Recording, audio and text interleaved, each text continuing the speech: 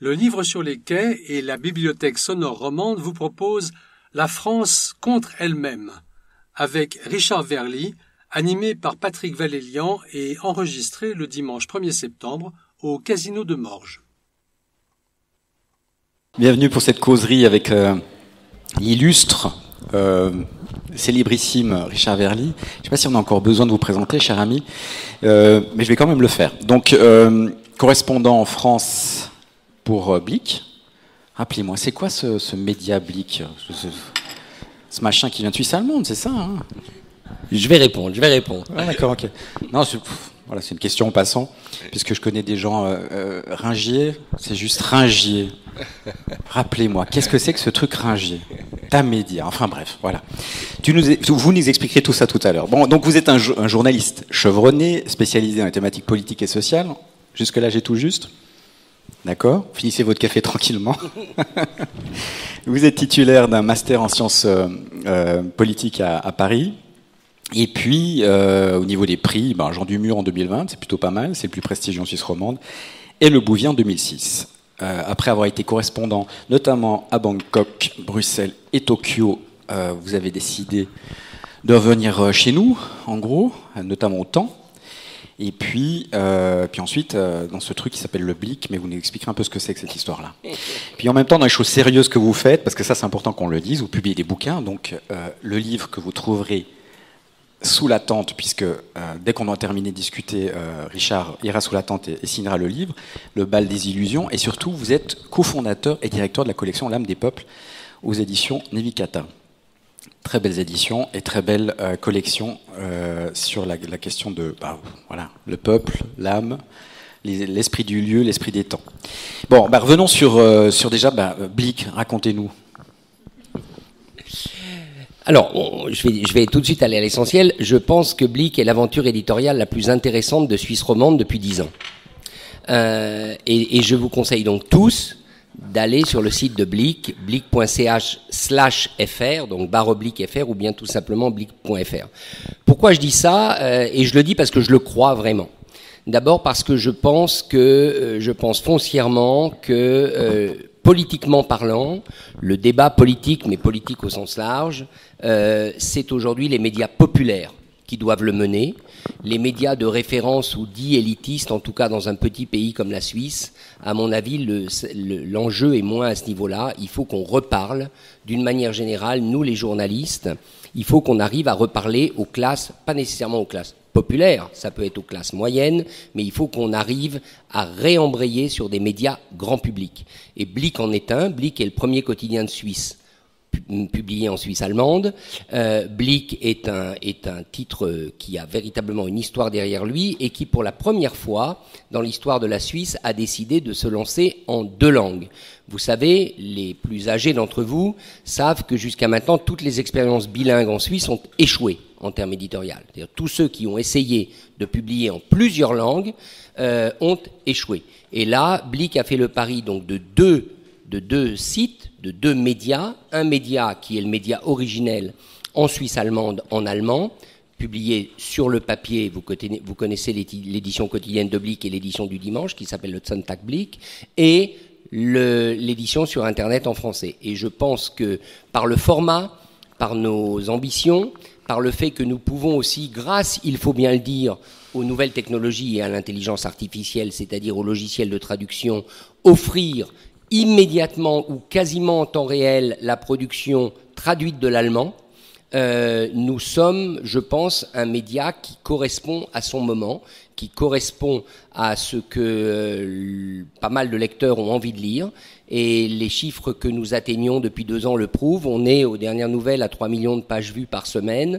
On est déjà la 3e plateforme d'information de Suisse romande en termes d'audience. Et je pense que ce n'est pas fini. Blick alémanique est la 2e derrière 20 Minuten. Donc voilà, je pense que c'est vraiment un pari passionnant. C'est le pari d'un journal grand public qui n'en reste pas moins un journal éclairé, intelligent, qui donne de la place aux opinions. Regardez les contributeurs que nous avons, qui anime le débat politique et qui peut, et je termine là-dessus, qui peut être l'équivalent de ce qu'est en France, de ce que sont en France les chaînes télévisées d'information continue. On n'a pas le marché en Suisse, et en particulier en Suisse romande, pour une chaîne de télévision d'information continue, le marché n'est pas suffisamment important, mais je pense que Blick, quand il va se développer, et je vous invite à consulter le nouveau site qui sera en ligne à partir du 10 septembre, Blick peut jouer ce rôle-là d'animateur de ce que nos amis de la télé et de la radio romande appellent la place du marché roman, qu'ils s'approprient un peu vite en disant que c'est eux seuls qui l'animent. Eh bien non, ce n'est pas eux seulement, c'est nous aussi. Donc consultez Blick et vous verrez que c'est effectivement l'aventure éditoriale la plus captivante de ces 10 dernières années. C'est avec ça, vous n'allez pas sur Blick tout à l'heure. Voilà. Bon, là, on va quitter nos petites histoires de médias romans qui font quand même couler quelque peu les encres des imprimeries, même si elles ferment les unes derrière les autres, et par les temps qui courent. On revient sur la question du livre que vous venez de publier, Le bal des illusions. Un livre que vous publiez d'enquête, de terrain, un essai, que vous publiez avec François d'Alençon, qui est lui grand reporter, hein, c'est juste, on va dire ça comme ça. Tout à fait, absolument. Ouais, notamment à la Croix, qui a passé sa carrière à la ouais. Croix. Ok. Et donc votre idée, c'était de partir sur le terrain pour, en gros, pour prendre le pouls de ce que représente la France au niveau mondial. Est-ce qu'elle représente encore? Est-ce qu'elle peut en gros, le poids qu'elle a en réalité. Oui, c'est exactement ça. C'est-à-dire, l'idée était d'étayer les réponses aux questions qu'en général on me pose quand je suis interrogé, notamment sur les plateaux de télévision français. En général, la question qu'on me pose régulièrement, et on ne me la pose pas à moi seulement, on la pose aux autres correspondants étrangers, c'est-à-dire comment vous voyez la France, comment la France est vue de votre pays. Comment, avec la distance européenne ou la distance internationale, on voit la France. Alors chacun d'entre nous, les correspondants étrangers, ont fait des réponses en fonction de notre expérience personnelle, de nos pays, des traditions politiques ou parlementaires de nos pays respectifs. Et là, l'idée était d'aller creuser ça en disant, est-ce que finalement le modèle français dans lequel les Français continuent de croire majoritairement, c'est ça le point de départ, les Français, pour une bonne partie d'entre eux, continuent de penser que leur modèle, c'est-à-dire un modèle, la République, la laïcité, un État-providence extrêmement développé, un État social, une réticence au libéralisme et à la mondialisation, je livre tout ça rapidement, beaucoup de Français continuent de penser que ce modèle-là est perçu dans le monde d'aujourd'hui comme un modèle de référence. Et donc notre idée, c'était allons voir, allons rencontrer à travers le monde, et c'est ce que nous avons fait dans la plupart des régions du monde, des observateurs qui connaissent la France. Donc on n'est pas allé voir des gens à la sortie du bistrot, mais des observateurs qui connaissent la France, qui la plupart du temps en parlent la langue, qui ont séjourné en France, et comment voient-ils la France de 2024 par rapport, disons, et examinons ce fossé entre les convictions françaises et les perceptions mondiales, et ça touche à la diplomatie, ça touche à l'économie, ça touche évidemment à la culture, ça touche à la francophonie, et globalement, ça touche au rayonnement de la France.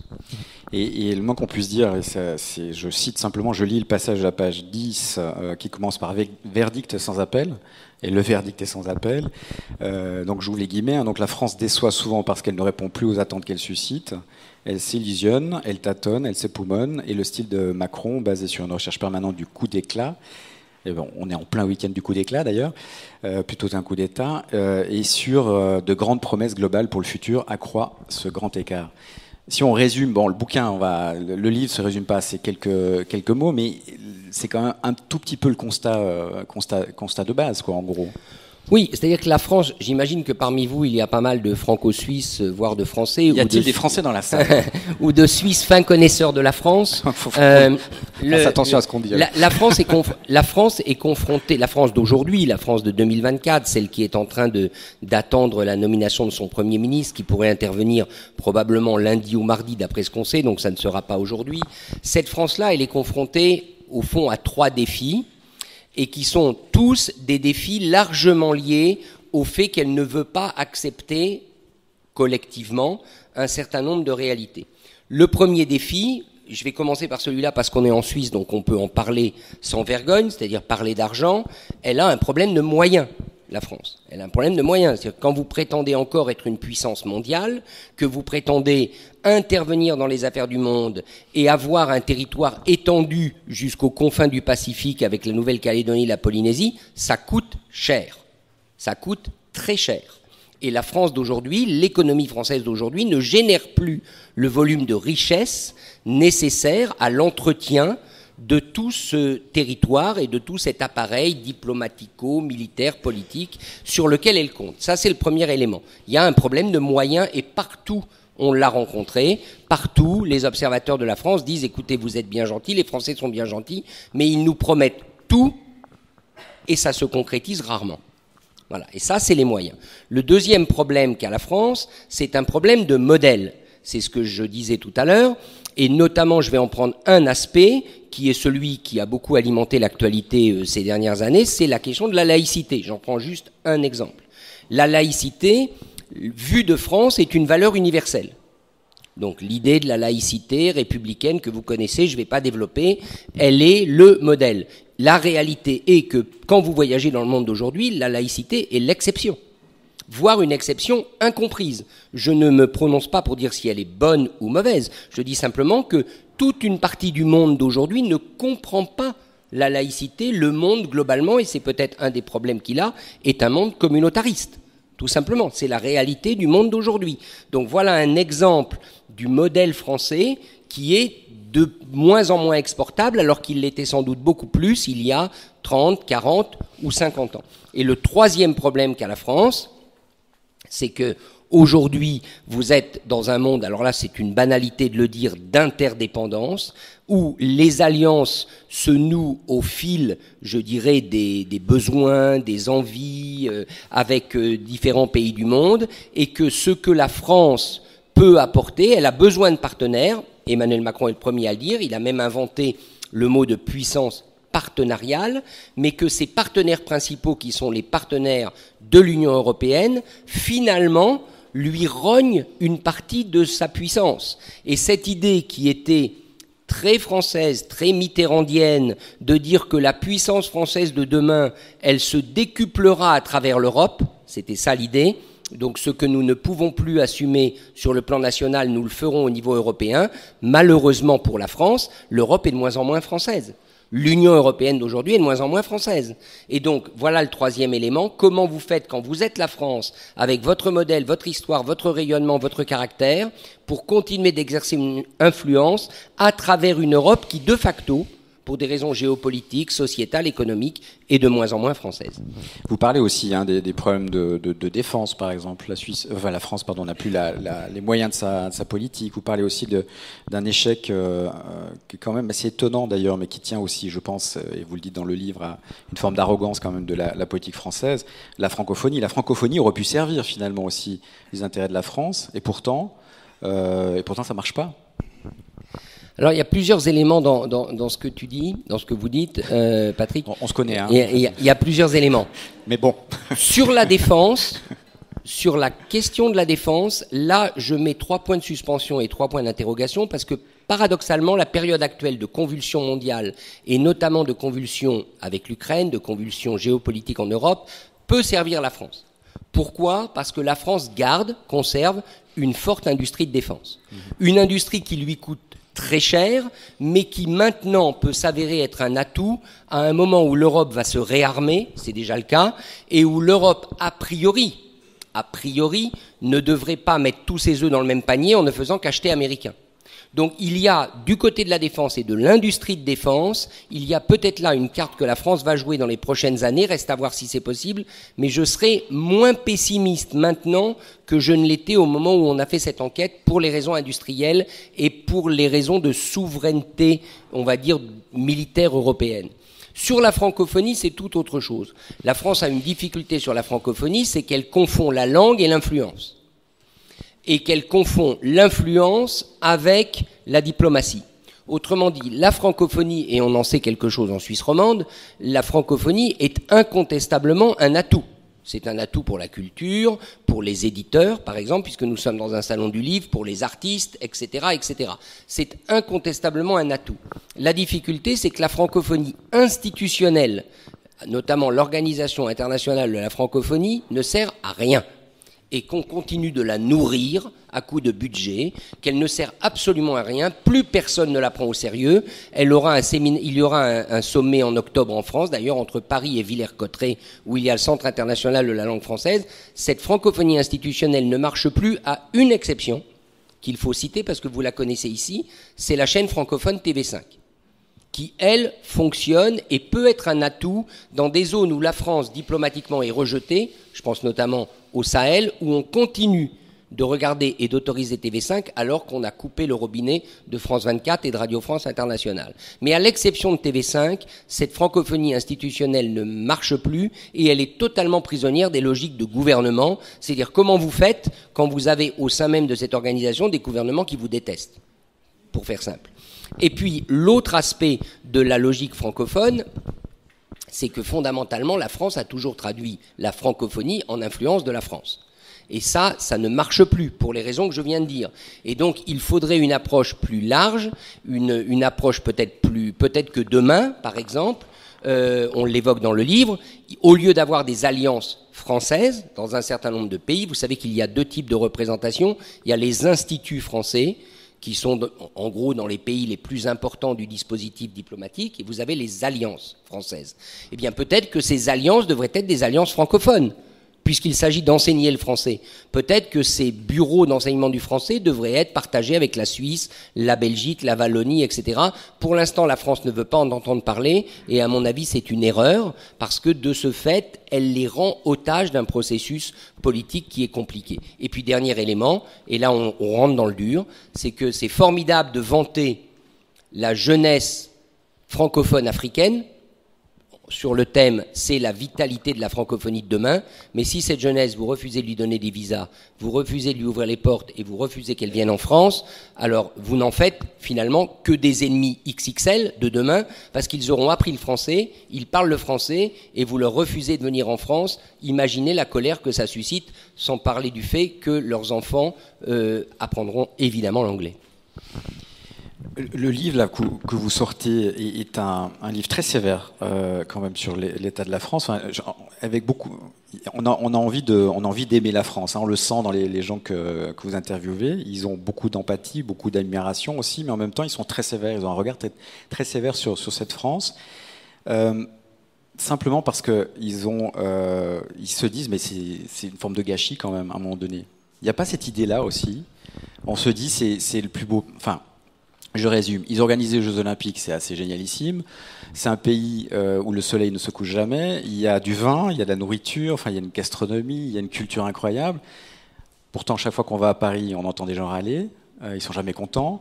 Il y a une espèce de décalage. Et les gens que vous rencontrez, ils aimeraient bien que ça change un tout petit peu. Hein. Ils parlent de gâchis quand même. Oui, alors c'est tout à fait. Il y a une envie de France. Et ça, c'est quand même le plus bel atout dont peut rêver un pays. C'est de susciter l'envie. Et partout où nous sommes allés, et au sein, quand on échange avec ces interlocuteurs qui sont diplomates, universitaires, économistes, hommes ou femmes politiques, ils ont envie d'une France. Pour 2 raisons. D'abord parce qu'ils aiment la France. Ça, c'est quand même une raison importante.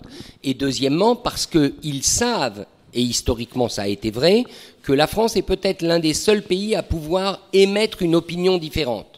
Une opinion dissonante, une opinion dissidente au milieu de ces grandes puissances qui maintenant, au fond, étranglent le monde de leurs ambitions impériales. Donc, il y a une envie de France, c'est incontestable, et ça, c'est un capital énorme. Et moi, je le dis souvent quand on m'interroge, la Suisse s'exporte très bien, comme vous le savez, la croix suisse et le label suisse s'exportent très bien, mais j'ai jamais vu nulle part une envie de Suisse. Ou alors pour habiter en Suisse, oui, une envie d'habiter en Suisse, ou une envie de profiter de la prospérité suisse. Mais il n'y a pas d'envie de Suisse, alors qu'il y a une envie de France. Et ça, les Jeux Olympiques qui viennent de se dérouler, c'est ça. Et le moment, j'ai été ce matin interrogé par France Info télévision, et je l'ai dit, on peut penser ce qu'on veut de la crise politique française, mais le moment est plutôt favorable à Emmanuel Macron. Vu du monde, il est le président d'un pays qui vient de réussir les Jeux Olympiques, qui vient de réussir avec un certain panache ces Jeux Olympiques et Paralympiques, et on crédite la France de ça, de ce panache. La difficulté, c'est que s'il y a du panache, il faut que derrière, il y ait des actions. Il faut que derrière, il y ait des actes. Parce que dans le monde d'aujourd'hui, qui n'est plus un monde d'idéologie, qui est un monde, au fond, de prédateurs, où chacun est le prédateur de l'autre, eh bien, vous êtes ce que vous pesez sur la table et sur la balance au moment du rapport de force. Et donc on en revient à ma question des moyens au début, c'est-à-dire oui, il y a une envie de France, mais cette envie, elle n'est pas, je dirais, inoxydable. Elle ne va pas résister à toutes les réalités, et notamment, elle ne peut pas résister à l'examen des moyens et au fait que la France, comme on le dit souvent en Suisse, vous avez sans doute entendu cette blague, persiste à voyager en première classe avec un billet de seconde. Quel est le retour, parce que le livre est sorti il y a quelques semaines déjà. Oui, il est sorti au mois d'avril. Voilà, c'est ça. Quel est le retour finalement? Quels sont les retours des politiques français, des autorités, aussi des intellectuels? Qu'est-ce qu'on vous a dit au sujet de ce livre? Alors, je ne sais pas quelle conclusion il faut tirer des retours et des échos qu'on a eus, mais je vais citer 2 exemples qui, à mon avis, sont révélateurs. D'abord, les 2 chaînes de télévision qui ont tout de suite percuté. Alors, c'est vrai que c'est des chaînes auxquelles je collabore, qui me connaissent, etc. Ça a évidemment aidé. Mais pas seulement. Les 2 chaînes qui nous ont tout de suite dit, et qui ont tout de suite dit à notre éditeur Grasset, organisons un débat, c'est les 2 chaînes parlementaires. Public Sénat d'une part, et la chaîne parlementaire de l'autre. Et ça, je trouve ça très intéressant. C'est parce que ces 2 chaînes sont au contact des parlementaires et les parlementaires discutent avec d'autres parlementaires du monde et se rendent bien compte qu'il y a une difficulté. Donc ça, pour moi, c'était très positif. En revanche, alors on a eu une très bonne presse, on a eu un très bon écho médiatique, mais c'est vrai que sur certaines émissions où je m'attendais que le sujet vienne, c'est-à-dire en gros le bal des illusions, la France danse-t-elle le bal des illusions, c'était potentiellement un assez bon titre d'émission. Eh bien, ça n'a pas répondu. Pourquoi? Parce que ça reste un sujet relativement tabou. Je vais citer des exemples que vous connaissez, je vais en citer 2. Ce sont des émissions auxquelles je participe assez régulièrement. C'est dans l'air, que vous connaissez, 28 minutes sur Arte, où j'interviens également, qui sont des émissions avec lesquelles j'ai de très bonnes relations, tout se passe bien, qui ont parlé du livre, mais quand il s'est agi d'envisager un débat sur le sujet, ce qui n'est pas tout à fait la même chose, entre parler du livre et organiser un débat, ils l'ont pas fait. Parce que ça reste un sujet difficile à accepter pour les Français, c'est-à-dire que le public français a toujours du mal à accepter qu'on lui dise certaines vérités, et surtout à accepter que non pas le déclin, parce que j'aime pas ce mot, mais que le déphasage entre la France et le monde devient problématique. Et c'est d'ailleurs très intéressant, parce que beaucoup d'intellectuels français ont prospéré ces dernières années sur le thème du déclin. Vous avez sans doute vu en librairie les bouquins de certains d'entre eux sont des gens que je connais, voire des amis. Nicolas Bavrez, par exemple, qui a fait des bouquins sur le déclin de la France qui tombe, la France qui chute, le déclin français, etc. Pourquoi ? Alors ça, c'est une théorie personnelle. C'est parce que les Français préfèrent se voir comme victimes que comme étant sur les mauvais rails. Parce que quand vous êtes victime, ça veut dire qu'il y a un méchant qui vous victimise. Vous n'êtes donc quelque part, vous êtes prisonnier des circonstances, vous êtes victime de la mondialisation, vous êtes victime du capitalisme, vous êtes victime des États-Unis, chose que les Français adorent penser, vous êtes victime des méchants américains. Mais quand on vous dit, comme on le dit dans le livre, c'est pas une question de déclin, c'est une question de déphasage entre vos ambitions, entre votre discours et la réalité. Et ça, je dirais, le consensus intellectuel français aime beaucoup moins se poser cette question. À une époque, ils étaient également victimes des banques suisses. Voilà, justement, en parlant de la Suisse, qu'est-ce que la Suisse peut apporter à la France, justement, par rapport à ça ? Est-ce que nous, Suisses, est-ce que le modèle suisse peut apporter quelque chose à la France ? Est-ce qu'une solution pour sortir la France aussi de cette situation compliquée, ce ne serait pas de lancer, au lieu de renvoyer tout le monde à la maison au niveau du gouvernement et du Parlement, de lancer une constituante, par exemple, de changer peut-être le modèle qui est un peu peut-être au bout du rouleau, dans une Europe qui se construit, une Europe plus forte ? Est-ce qu'il n'y a pas parce que, voilà, nous, on peut peut-être apporter un certain nombre de réponses, finalement, ce pays qui est la Suisse. Alors, ou est-ce que c'est un autre tabou, justement ? Non, je crois. Alors, la Suisse, bien évidemment, il faut s'entendre sur les mots. Tout est une question de proportion, mais globalement, ces 10 dernières années, une fois justement que le feuilleton du secret bancaire, que la page du secret bancaire a été tournée, parce que le secret bancaire était quand même une mauvaise réputation permanente pour la Suisse en France. Il était apposé en quelque sorte sur le front de chaque Suisse qui était en France. Une fois que ce mélodrame bancaire et fiscal a été, surmonté, moi je suis frappé du fait que la Suisse est beaucoup plus dans le débat public français aujourd'hui qu'elle ne l'était il y a 10 ou 15 ans. Parler du modèle suisse, qui n'en est évidemment pas un, c'est un modèle qui correspond à la Suisse, il n'est pas fait pour s'exporter, pour correspondre à d'autres pays. Mais parler du modèle suisse, parler du référendum à la Suisse, parler de la capacité de compromis à la Suisse, parler de l'efficacité suisse, parler de l'apprentissage à la Suisse, c'est devenu récurrent dans le débat politique français. C'est-à-dire que la Suisse est devenue une boîte à outils, appelons-la comme ça, une boîte à outils dans laquelle on puise et vers laquelle on regarde sans méfiance. Sans méfiance, puisqu'il n'y a plus de secret bancaire et il n'y a plus toutes ces affaires-là. Alors après, est-ce que c'est transposable ? Évidemment que non. Personne n'envisage de transposer des éléments suisses en France, mais il y a incontestablement ce côté boîte à outils. Au moins, je le vois sur 2 thèmes. Le premier, c'est la démocratie directe, c'est-à-dire comment on fait pour gouverner avec le peuple et non pas contre le peuple. Ça, c'est le grand sujet avec Emmanuel Macron, qui au fond a gouverné et réformé contre les Français. Donc comment on fait pour gouverner avec les gens, à travers les votations, les référendums, toutes les choses que vous connaissez. Ça, c'est la première question. Et la deuxième question, c'est comment on fait pour que l'intérêt national, pour que des sujets d'intérêt nationaux puissent être le socle de coalition, disons, de tous les partis. Voilà. Et ça, c'est le sujet du moment. Voilà. Est-ce qu'il existe, au fond, un consensus, une manière de créer du consensus autour de priorités nationales ? Ça, c'est beaucoup plus compliqué pour 2 raisons, à mon avis. La première, c'est que les forces politiques françaises n'y ont, dans le système qui est le leur, aucun intérêt. Emmanuel Macron a beau dire les Français ont demandé à tout le monde de s'entendre, oui, mais les forces politiques n'ont pas intérêt à s'entendre aujourd'hui au-delà de leur clivage traditionnel, surtout quand elles voient le résultat des 7 ans de Macronie, donc elles n'ont pas intérêt.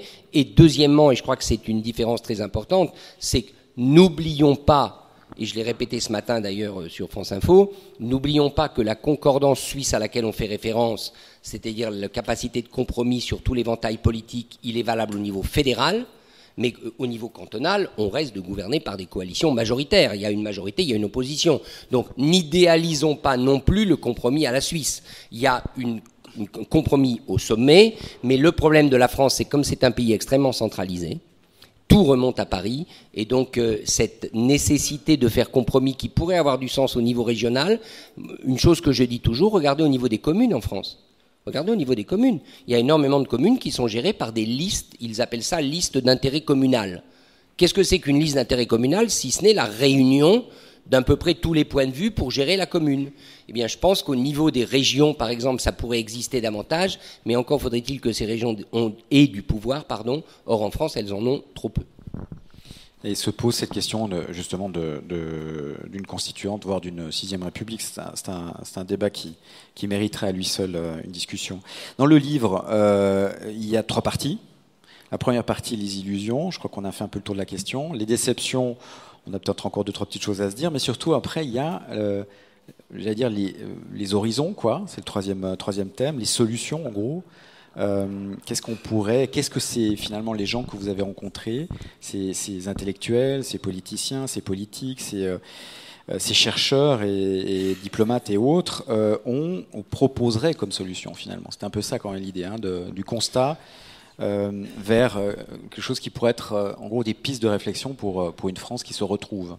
Alors la première, c'est qu'il faut impérativement, là je dis vu du monde, vu de l'étranger, il faut impérativement que la France redevienne prospère. Quand je dis le mot prospère, il est un peu galvaudé, mais que la France sorte de sa nasse économique.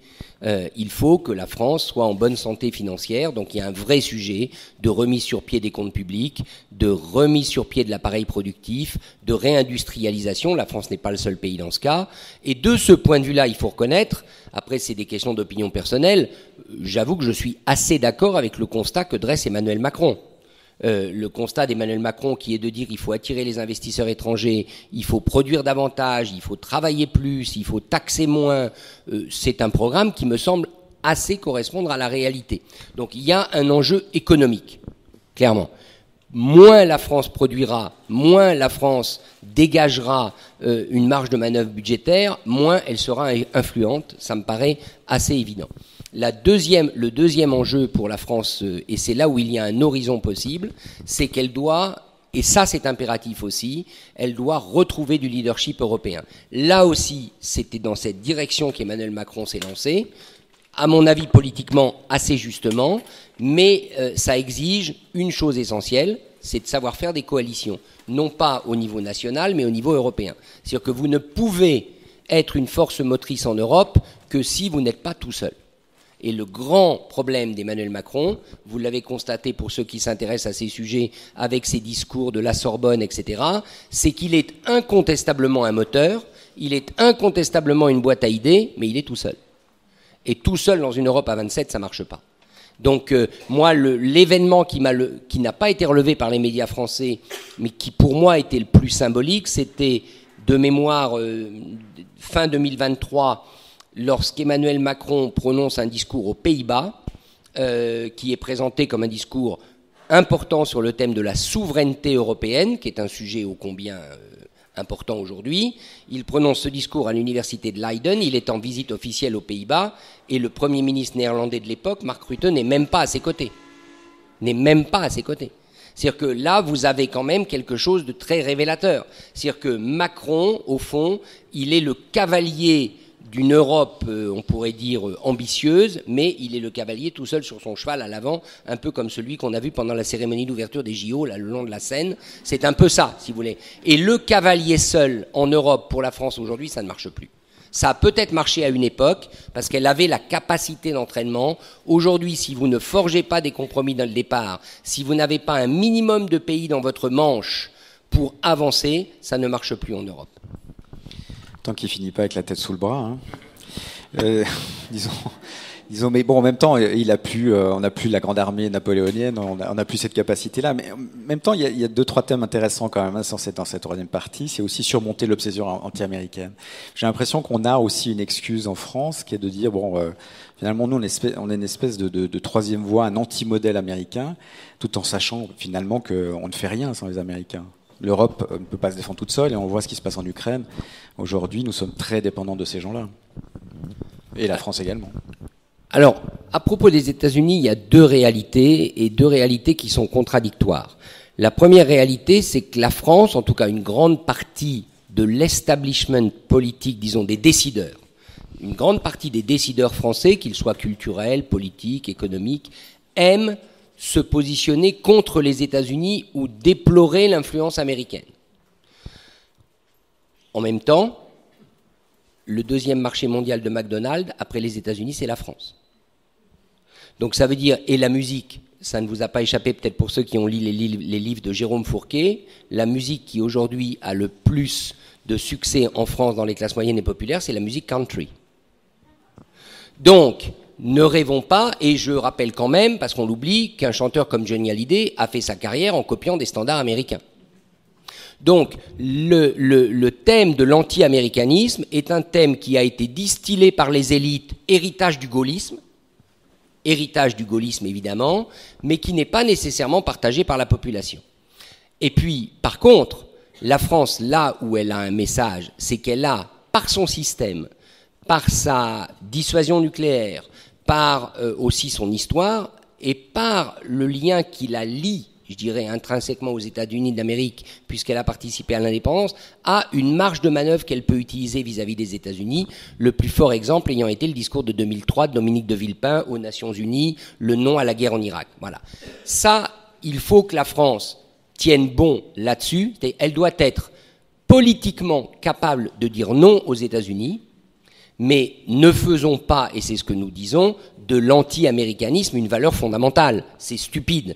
Il faut juste être capable de discernement sur la politique américaine. Mais ça, vous ne pouvez le faire que si vous êtes solide aussi économiquement, technologiquement, parce que la réalité d'aujourd'hui, on en parle beaucoup, intelligence artificielle et autres, et là ça ne vaut pas que pour la France, c'est quand vous êtes, disons, intrinsèquement dépendant des États-Unis, et notamment des plateformes américaines, pour quasiment tous vos organes de décision, ne rêvons pas, les Américains ne font pas de cadeaux, tout est payant.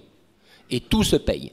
Et donc, c'est là où l'enjeu de la souveraineté européenne est décisif, c'est qu'il faut une souveraineté européenne, y compris technologique, pour permettre à la France, parce que c'est peut-être la seule qui, par son ADN, est capable de le faire, de dire non aux États-Unis, quand d'autres n'en pensent pas moins, mais n'osent pas le faire. Mais pour ça, il faut être souverain sur le plan économique et technologique. Et le problème d'aujourd'hui, c'est que nos pays européens, la Suisse inclus, le sont de moins en moins.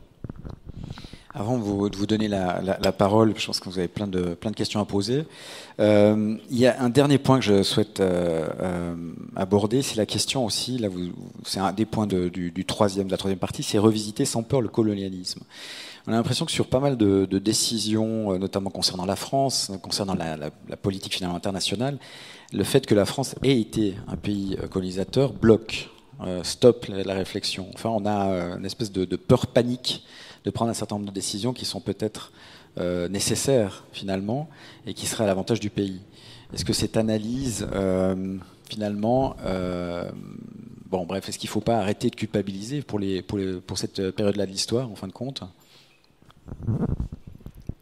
La France est effectivement, et notamment dans le débat sur l'immigration, et en particulier l'immigration en provenance de ses anciennes colonies, piégée par le colonialisme, c'est clair, ou piégée par l'héritage colonial, ou piégée par ce qu'on pourrait appeler l'héritage empoisonné du colonialisme.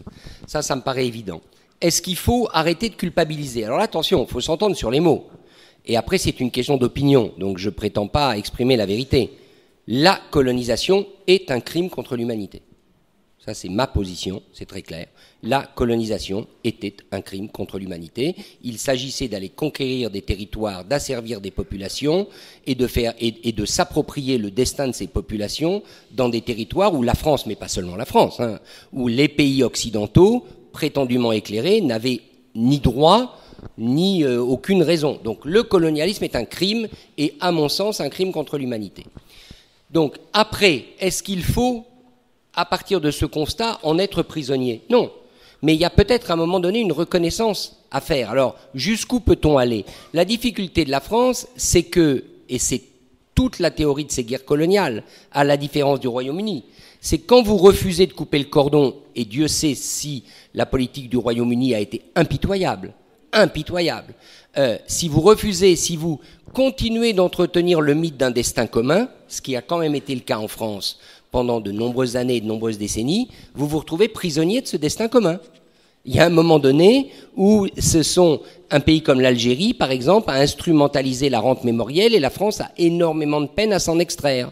Et c'est le cas d'autres pays. Donc oui, il y a un problème de l'héritage colonial français. Là aussi, il faut reconnaître qu'Emmanuel Macron a fait preuve de courage, le courage de sa génération, qui n'est pas une génération qui a grandi dans le fait colonial. Il avait, à Alger, vous vous souvenez, avant la campagne présidentielle, évoqué la question du crime contre l'humanité. Mais vous butez sur quoi ? Vous butez sur trois choses. D'abord, vous butez sur la rancœur de toute une partie de la droite, il faut bien le dire, une partie de la droite identitaire, droite Zemmour, pour faire simple, qui dit, après tout, je vais être vulgaire, pardonnez-moi, ces bougnoules, on les a quand même colonisés, mais on les a civilisés. Le discours de base d'Éric Zemmour, c'est quand même un peu ça, c'est-à-dire de dire, ces gens étaient des indigènes avant qu'on arrive, nous les avons civilisés, et maintenant on devra en payer le prix, c'est quand même un peu fort. Donc vous avez une partie de l'opinion qui pense comme ça. Eh ben, ces gens sont des citoyens normaux qui votent et dont il faut tenir compte. Ensuite, vous avez à l'opposé ce qu'on appelle aujourd'hui, parce que le mot est devenu à la mode, le wokisme, c'est-à-dire cette génération qui, elle, dit le contraire. C'est parce que nous les avons opprimés que nous avons une dette éternelle que nous devons assumer.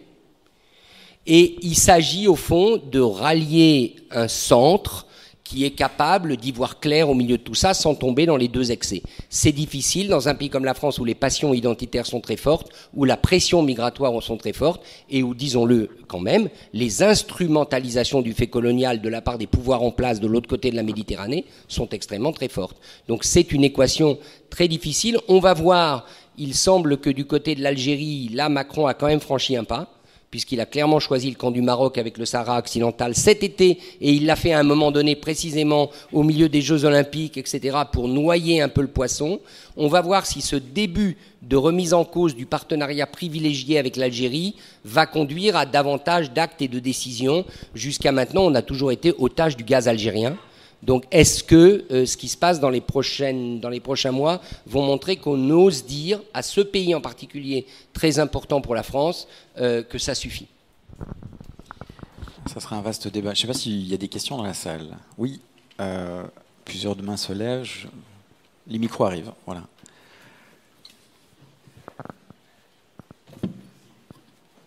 Est-ce qu'on m'entend? Oui, on m'entend. Merci beaucoup pour cette discussion. J'ai pas encore eu le plaisir de lire votre livre, mais j'aurais bien voulu vous entendre un peu plus en détail sur cette question du tabou, parce que à lire le verdict, disons que rapporter à une personne ce verdict-là pourrait s'apparenter à une forme de trouble psychologique, ou en tout cas un trouble de la personnalité, se bercer d'illusions, c'est même une expression. Et pourtant, vous parlez d'un tabou. Est-ce qu'il y a une possibilité, telle que vous connaissez la société française, de faire cette auto-analyse, de constater de l'intérieur l'existence de ces illusions? Parce que sinon, je suis un peu laissé là avec la possibilité uniquement de salut pour la France qui viendrait de l'extérieur, en fait. Alors, je pense que les illusions dont nous parlons sont surtout celles entretenues par l'élite. Je dis élite pas au sens les plus riches, mais les décideurs économiques, médiatiques, intellectuels, qui ont intérêt à continuer de tenir ce refrain. Les Français de base, si ça existe, je dirais, notamment en province, les Français ne sont pas dupes. Les Français voyagent, ils voient bien la réalité, ils voient bien comment la France est perçue. Le million, je crois que c'est 3 millions de Français qui vivent à l'étranger, se rendent bien compte de ces réalités aussi. Donc ces réalités, elles sont connues. Mais elles n'arrivent pas à percoler au niveau du système, si vous voulez. Ça n'arrive pas à remonter et à être pris en compte par le système. Donc à mon avis, c'est une demi-réponse à ce que vous dites, c'est-à-dire que l'analyse, elle est déjà faite, l'auto-analyse, elle est déjà faite, c'est juste qu'il faut que le système se l'approprie et accepte d'y répondre. Et puis le deuxième élément, et ça c'est plus problématique, mais c'est comme ça que l'histoire française a toujours fonctionné, c'est que la France a souvent fonctionné avec des crises. C'est souvent dans des moments de crise que la France a fini par se remettre en cause. Et on ne peut pas exclure le fait qu'il faudrait peut-être une crise économique, par exemple, sérieuse, qui poserait la question des moyens, qui sont quand même à la racine de tout, pour que la France accepte un certain nombre de redimensionnements. La réalité des faits est que la France n'est pas, vous le savez, et c'est différent de la Suisse, un pays réformiste par habitude. C'est un pays révolutionnaire, et donc en général, les pays révolutionnaires ont besoin de moments comme ça, cataclysmiques, pour changer. Peut-être est-on à l'aube d'un moment comme ça. Si d'aventure le Rassemblement national arrivait au pouvoir dans quelques années, peut-être est-on au seuil d'un moment comme ça, et d'un moment qui obligera la France à un certain nombre de prises de conscience. Moi, je ne l'exclus pas. Je ne dis pas que ça va arriver, mais je n'exclus pas. En tout cas, ce dont je suis persuadé, c'est que la réforme lente, bien comprise et unanime, elle a du mal à passer dans la mentalité française. Monsieur. Oui, bonjour, merci pour cette discussion. Alors moi je suis un irréductible gaulois, comme dirait l'autre. Moi j'aimerais bien vous entendre sur la politique peut-être de ces dernières années et le virage très inquiétant vers l'extrême droite. Et j'ai envie de dire même aujourd'hui l'extrême droite la plus décomplexée qui soit. Et c'est vraiment un grand sujet d'inquiétude pour moi. Donc j'aimerais bien peut-être vous entendre à ce sujet-là. Merci. D'abord, cette montée de l'extrême droite, elle n'est pas du tout spécifique à la France. Donc on est face à une question européenne. Au fond, peut-être même on peut inclure les États-Unis avec Trump, c'est-à-dire que toutes nos démocraties occidentales se trouvent confrontées à la rébellion d'une partie de la population qui s'estime dirigée par une élite qui ne reconnaît plus ses aspirations, qui ne lui accorde plus le pouvoir d'achat nécessaire, etc., etc. Donc, ne faisons pas de la France un cas particulier. Premier élément.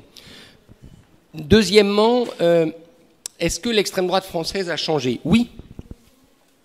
Oui. Donc l'extrême droite française, que moi je qualifie en général pour le Rassemblement national de droite nationale populiste, a eu l'intelligence, politiquement, de s'adapter. Et c'est ce qui la rend d'autant plus pernicieuse. Et si vous regardez ce qui se passe en ce moment même, avouez d'un point de vue extérieur que Marine Le Pen joue une partition parfaite. Elle joue une partition absolument parfaite. Elle est le bon élève de la classe, à tout point de vue. Et elle va continuer de jouer ce registre-là. Donc vous allez avoir une accoutumance d'un certain nombre de populations qui se disent, franchement, on reproche, mais regardez, ils respectent les règles, à l'Assemblée nationale, ils se comportent bien, ils sont cohérents. Parce qu'au fond, qu'est-ce que dit le Rassemblement national aujourd'hui ? Il dit, nous voterons la censure de tous les gouvernements qui seront à gauche, mais ils le disent pour une raison simple, c'est parce que cette gauche-là leur a refusé les postes qu'ils réclamaient au sein du bureau de l'Assemblée nationale. Ce en quoi ils ont parfaitement raison.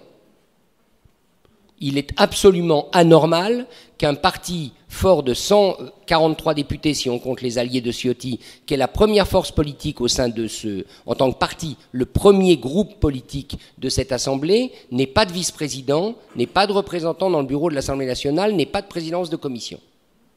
C'est juste pas normal. À partir de ce moment-là, en rétorsion, ils disent on votera la motion de censure. Ce que je veux dire par là, c'est que moi, je n'exclus pas deux scénarios. Et de ce point de vue-là, je vais prendre une casquette très suisse, très helvétique. Premièrement, je n'exclus pas que l'extrême droite française, cette droite nationale populiste, au moment où le pouvoir s'offrira à elle, et pour que le pouvoir soit accessible, fasse la stratégie de Giorgia Meloni en Italie. C'est-à-dire fasse une alliance à droite qui, certes, restera problématique, mais qui diminuera quand même la nocivité de ce parti. Je n'exclus pas ça. Je n'exclus pas que l'extrême droite française soit en partie soluble dans le pouvoir. Je ne dis pas que je la soutiens. Je dis simplement que je pense que plus ils vont vers le pouvoir, plus ils commencent à sentir le pouvoir, plus leurs convictions commencent un peu à devenir négociables. Première chose. Deuxièmement, je pense que pour le moment, l'extrême droite française joue et profite largement d'un concours de circonstances. Et ce concours de circonstances, c'est la conjonction d'une forte crise migratoire qui va malheureusement durer, ça il ne faut pas s'illusionner, ça va durer, mais aussi de difficultés économiques, à savoir du sentiment, et notamment toute la question du pouvoir d'achat, du sentiment que la richesse affichée par les investisseurs étrangers courtisés par Emmanuel Macron ne profite pas. Autrement dit, peut-être y a-t-il un élément de calendrier, c'est-à-dire que le chômage est bas, les entreprises réembauchent, peut-être faut-il se donner un peu de temps, et ça, vous voyez, je veux absolument être optimiste, et peut-être que dans 5 ans, peut-être que dans 10 ans, le moment ne sera plus aussi socialement favorable à l'extrême droite qu'il l'est aujourd'hui. Donc je ne crois pas à l'arrivée au pouvoir de l'extrême droite en France programmée, je n'y crois pas. Je crois que l'extrême droite sera soluble dans le pouvoir, deuxième élément. Et troisième élément, je pense que si la France, justement, fait les réformes nécessaires, et si on remet de l'oxygène dans le système démocratique, je ne crois pas que les Français sont fondamentalement fascistes. Je ne crois pas. Je ne pense pas qu'il y a une volonté d'autoritarisme aussi grande, mais c'est vrai qu'en ce moment, il y a une cristallisation. Voilà. Donc je suis moins inquiet que vous de ce point de vue-là, même si je reconnais que 2027... Marine Le Pen est une candidate très, très, très sérieuse. Ça dépendra aussi, je devrais mettre un dernier élément, le problème c'est le système français, qui vous force à une finale à la fin. Si cette finale, disons les choses, en vertu du casting qu'on connaît aujourd'hui, si ça se termine par une finale Mélenchon-Le Pen, c'est Le Pen qui gagne. Enfin, je ne vois pas d'autres possibilité, ça me paraît très peu probable que Mélenchon gagne. Donc, par contre, peut-être qu'il y aurait des réformes institutionnelles à faire, et peut-être qu'après tout, une finale à 3 ne serait pas si bête que ça. C'est-à-dire que les trois premiers du premier tour se qualifient, ça, quand même, ça permettrait un échappatoire qu'aujourd'hui le système ne permet pas. Voilà. Mais je ne suis pas si pessimiste que ça. Moi, j'ai interviewé Marie Le Pen plusieurs fois. Je connais bien les gens du Rassemblement national, pour une partie d'entre eux. Très franchement, plus il s'approche des chambres du pouvoir, on le voit bien à l'Assemblée nationale, plus il se rapproche du pouvoir, plus les choses deviennent négociables. Très suisse, hein. Je vous remercie. Je vous remercie pour votre exposé, monsieur. Il y a quelque chose qui me dérange dans ce que vous avez dit. Le colonialisme est un crime contre l'humanité. Vous utilisez les mêmes mots pour qualifier le nazisme. Donc vous faites une comparaison entre l'Allemagne hitlérienne et le colonialisme. C'est les mêmes mots que vous employez ? Alors moi, je n'ai pas parlé de nazisme, non, parce que la question était sur le colonialisme. Oui, mais crime contre l'humanité, c'est un terme qui est récent. Il n'existait pas du temps du colonialisme. c'est un thème qui est venu avec la Seconde Guerre mondiale. Alors, moi, je pense, mais j'ai bien dit je pense, hein, c'est une opinion personnelle, je pense que, et je faisais pas de référence aux nazis, c'était hors de la question qu'on posait, c'était sur le colonialisme. Oui. Je pense qu'il faut que nous, occidentaux, puissances coloniales, que les puissances coloniales se posent les vraies questions sur qu'est-ce qu'il y a eu pendant le colonialisme? Il y a eu des génocides, des vrais. Certainement. On a éliminé des populations. Il y a eu une appropriation de la terre et de la culture. Et ensuite, il y a eu un asservissement de population. Certes, qui après, dans un deuxième temps, s'est accompagné de développement économique, d'infrastructures, etc., etc. Mais qu'il y ait fondamentalement un aspect crime contre l'humanité dans le colonialisme, j'en suis assez persuadé. Oui, mais ce qui se passe, c'est que c'est grâce au colonialisme que la France, pas seulement la France, mais également la Grande-Bretagne, sont des grandes puissances. Parce que s'il n'y avait pas eu le colonialisme, la France serait un pays comme la Pologne ou la Hongrie. On est d'accord. On est d'accord. Et puis c'est grâce au colonialisme que les Occidentaux ont gagné les 2 guerres mondiales. On est d'accord. Parce que sans les colonies, on ne gagnait pas la guerre. Mais oui, attendez. Il faut tenir compte de ça également. L'histoire, il y a une différence. Il y a une différence entre le colonialisme et, je dirais, l'histoire coloniale. C'est pas la même chose. Il y a le colonialisme en tant qu'idéologie, qui consistait à aller, je le répète, conquérir des territoires, asservir des populations, voire les éliminer. Et ensuite, l'histoire coloniale, qui a suivi son chemin et qui, par un extraordinaire paradoxe, et là vous avez raison, les plus républicains des territoires français pendant la Seconde Guerre mondiale ont été les colonies. Ça, c'est un retournement de l'histoire assez invraisemblable, je suis d'accord. Donc l'un ne doit pas occulter l'autre, mais le discours civilisationnel sur le colonialisme au sens il était positif parce que nous cherchions à les civiliser, je pense qu'il faut le revoir, qu'il y avait une partie criminelle dans l'intention coloniale qu'il faut simplement reconnaître. Merci. Madame oui. Je voulais vous remercier beaucoup pour votre présentation, très, très nuancée et riche. En fait, moi, j'avais 2 questions qui sont liées, je crois, mais ma première question a déjà été posée par monsieur avant, concernant la peur énorme des montées de mouvements d'extrême droite, pas seulement en France, mais partout. Enfin, en Italie, on y est. En Allemagne, aujourd'hui, il y a une élection, je crois, où on est en grande crainte à ce sujet. Alors, ça, c'était ma première question. Puis ma deuxième question, c'était plutôt une question... je voulais savoir comment vous imaginez qu'on puisse concilier, au fond, 2 choses assez différentes. Vous avez expliqué qu'une chose très, très importante, c'était de réussir à redresser la situation économique de la France, si j'ai bien compris. Ça va certainement passer par une nécessité d'être capable de regarder la réalité économique, la réalité du travail, la réalité de la production en face et non pas de la nier. Et puis, d'un autre côté, le système électoral où tous les 4 ans ou 5 ans, aux États-Unis, c'est la même chose. On refait des élections et ce système-là, des élections complètes tous les 4 ou 5 ans, au fond, est un berceau, non, pour le bal des illusions, parce que les politiciens qui disent nous on va tout faire bien, nous on réussira tout bien, au fond, comment concilier ces 2 choses? Alors je commence par votre deuxième question. Imaginez une démocratie sans élection ou sans cycle électoral, j'avoue que j'ai de la peine. Il y a une proposition qui existe aujourd'hui, enfin il y en a peut-être d'autres, mais j'en vois une qui pour l'instant ne recueille pas beaucoup d'assentiments, mais qui existe, qui vient notamment des Pays-Bas et de Belgique, qui est cette idée qu'on devrait tirer au sort des citoyens. On ne devrait plus élire des politiciens, on devrait tirer au sort des citoyens. Ça, c'est un auteur, David Van Reybrouck, belge, qui a beaucoup popularisé ça. Il y a un universitaire également dont j'ai oublié le nom, mais vous pouvez sur Internet le retrouver. Cette idée du tirage au sort que vous retrouvez en France à travers les conventions qui ont eu lieu récemment sur l'environnement ou pour la fin de vie. C'est-à-dire vous tirez au sort 200 personnes, vous par exemple, là, et vous leur demandez de réfléchir à la fin de vie, et vous pouvez espérer de ces personnes, parce qu'elles ont été tirées au sort, un peu comme un jury populaire, ni plus ni moins, qu'elles aient une expression qui ne sera pas prisonnière des ambitions politiques et des partis. Ça, c'est une idée qui flotte, qui peut-être, à travers des conventions, à travers ce que les Français appellent la démocratie participative, peut venir un peu pondérer, nuancer la démocratie électorale. Mais in fine, je ne vois pas, personnellement, d'autres moyens que la démocratie électorale, ou alors la pondérer comme en Suisse de référendum. C'est-à-dire que, en Suisse, ne l'oublions pas, on n'est pas une démocratie directe. On est une démocratie parlementaire pondérée par des référendums. C'est pas tout à fait la même chose. Donc, le système électoral, je pense, et la représentation électorale, elle est logique. Par contre, on peut la pondérer soit par une démocratie plus participative, soit par des référendums. Encore faut-il s'entendre sur les conditions. Je crois qu'on est plus, à mon sens, il faut plus nuancer, compléter, pondérer la démocratie électorale qu'y renoncer.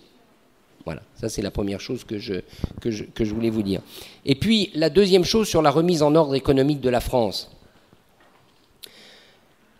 Là, il y a une grande difficulté, il faut reconnaître, c'est que aujourd'hui, l'État social français, qu'on pourrait qualifier de dépense trop. L'État est trop dépensier en France. Donc fondamentalement, ce qu'il faut, c'est réformer l'État. Autrement dit, pour vous tous qui connaissez la France, vous avez un fossé entre ce que coûte la machine étatique et ce qu'elle produit. Il n'est pas normal que les Français soient aussi mécontents de leurs services publics alors qu'on y injecte autant d'argent. C'est la fameuse expression de Macron, le pognon de dingue. Vous vous souvenez de cette expression ? Quand il disait on dépense un pognon de dingue. Et c'est vrai, on a l'impression qu'en France, on n'arrête pas d'injecter de l'argent, par exemple, dans les hôpitaux, par exemple, dans d'autres services publics, et que, in fine, ça ne se traduit pas par une efficacité accrue sur le terrain. Donc là, il y a un vrai sujet, à mon avis, de la réforme de l'État, qui n'arrive pas à percer en France, qui n'arrive pas à se faire, et pour répondre à ça, il y a un chiffre.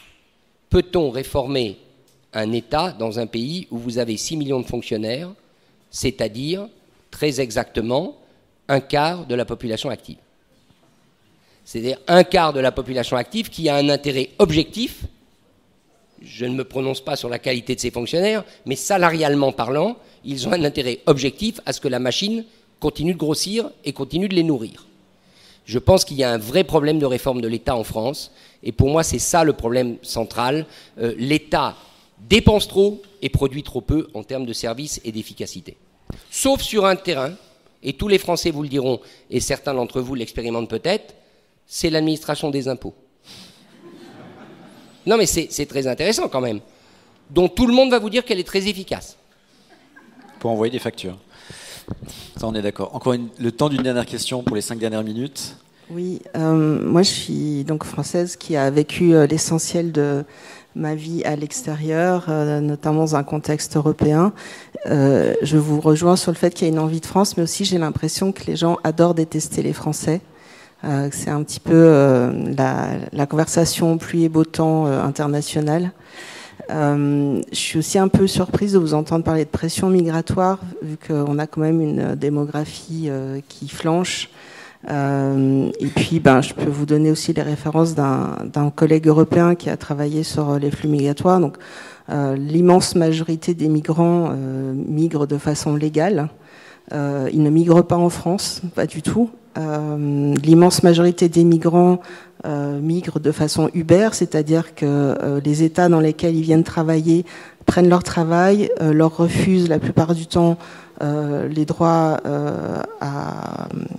que normalement le travail ouvre, leur refusent également les droits pour leurs propres enfants, les renvoient dans leur pays quand ils sont âgés ou invalides.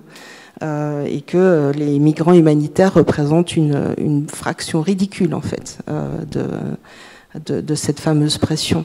Et je suis désolée, encore une troisième chose, je vous ai pas entendu parler de la culture.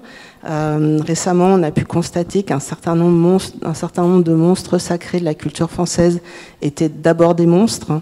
Est-ce que ça fait pas partie des illusions dans lesquelles on se berce ?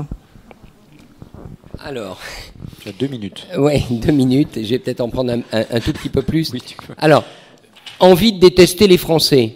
Moi, j'ai surtout l'impression qu'on a envie d'aimer les Français. Franchement, les Français irritent, les Français énervent. Est-ce qu'on les déteste ?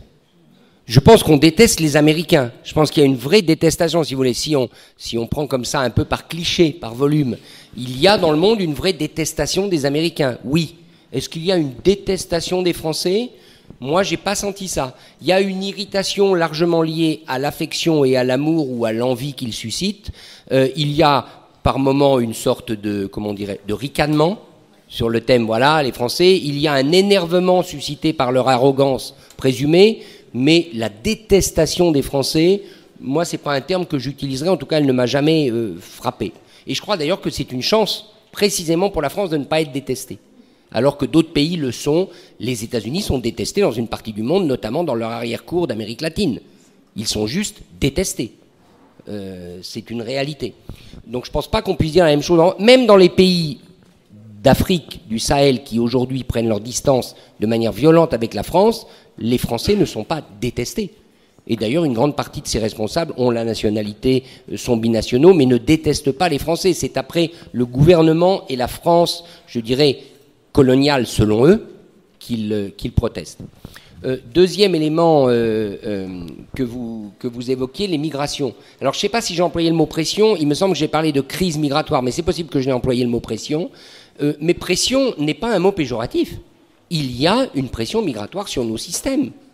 Ça ne veut pas dire que les migrants sont coupables, ça ne veut pas dire que les migrants doivent être renvoyés, mais le fait est que les phénomènes migratoires qui vont s'amplifier compte tenu de tout ce qu'on sait de la situation du monde, font pression sur nos systèmes. Ils font pression sur nos systèmes économiques, ils font alors pression dans le bon et dans le mauvais sens, mais ils sont une pression dans des pays comme la France sur des systèmes de santé publique, parce que la France a cette particularité d'avoir cette assurance maladie gratuite pour tout le monde. Ils sont une pression sur les systèmes juridiques, parce que les dossiers s'empilent, les recours s'empilent, et le cas de la Cour européenne des droits de l'homme est souvent cité.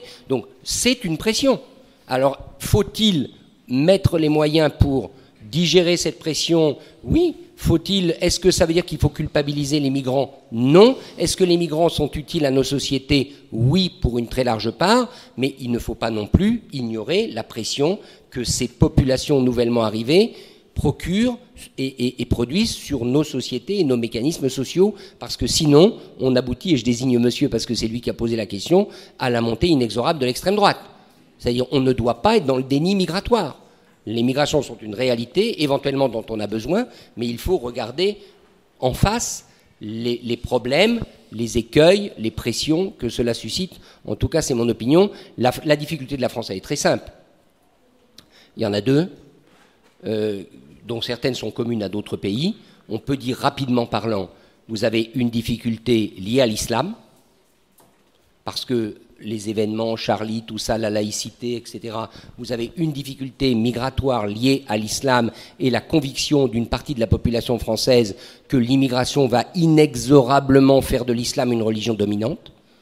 Je dis bien la conviction d'une partie de la population française. Voilà. Il y a une difficulté liée à l'islam, et il y a une difficulté liée aux dépenses sociales et notamment à la question des dépenses maladie. Aujourd'hui, il faut savoir que la couverture maladie universelle permet à tous les migrants arrivés en France de se faire soigner, y compris pour des maladies graves, donc d'occuper des chambres d'hôpitaux, d'engorger, et pardonnez-moi le terme, il ne se veut pas être négatif, c'est juste la réalité des choses, d'engorger les salles d'attente des hôpitaux, et ça, le système n'est plus en mesure de l'absorber. Voilà, donc ça, c'est des pressions qu'il faut regarder en face pour essayer d'y apporter les bonnes réponses. Enfin, le troisième aspect, les ogres, c'est moi qui emploie le terme, c'est pas vous, les monstres, j'imagine que vous faisiez référence à Gérard Depardieu, c'est le nom qui me vient en tête. C'est ça. Bon, Matzneff n'était pas un monstre de la culture française. Faut pas lui accorder un statut quand même. Voilà. Depardieu, oui. Depardieu était un monstre, on peut dire, un personnage prédominant de la culture française à l'étranger et dans le monde. Et il reste d'ailleurs une figure connue. Est-ce qu'il était un monstre? Est-ce qu'on peut juger? Alors là, vous, ça concerne des délits vis-à-vis des femmes, donc vous êtes une femme et vous êtes de ce point de vue plus à même de juger que moi. Est-ce qu'on doit juger les faits au dehors de leurs époques? Est-ce qu'on doit juger les faits au dehors de leurs époques? Peut-être, À ce moment-là, ça nous amène à parler des colonies, c'est le cas de la colonie, mais rappelons-nous, vous, comme moi, comme d'autres, de ce qu'était cette époque. Et est-ce que cette époque n'était pas une époque de monstres au pluriel, et pas seulement dans le domaine de la culture ? Richard, je vais devoir vous couper maintenant. On va terminer notre causerie là-dessus. Vous avez la possibilité de continuer la discussion parce que Richard va aller sous la tente. Laquelle d'ailleurs ? Mer ou... Proche du lac, et je crois, je ne sais pas s'il y a des livres ici aussi, non ? Il n'y en a pas Non. ici, Il faut aller à la tente directement. Vous me suivez ? Voilà.